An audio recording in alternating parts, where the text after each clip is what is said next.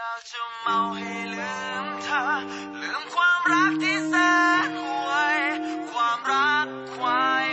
ให้เอากลับคืนไปเลยไป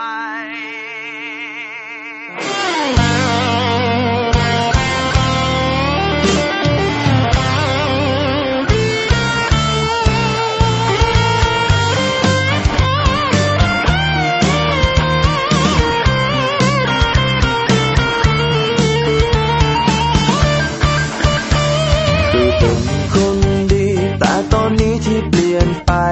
เพราะว่าหัวใจฉันมันพังไปหมดแล้วคือโดนสวมเข้าจากนางมารร้ายตัวแม่แม่งโคตอแหลเจ็บใจจริงๆเพื่อนเอ้ยวันนี้กูอยากกินเหล้าอยากกินให้โมเมาให้ลืมมันเป็นวันสุดท้ายก็อยากจะเมาให้ลืมเธอลืมความรักที่แสนห่วยความรักควายเอากลับคืนไปเลยไป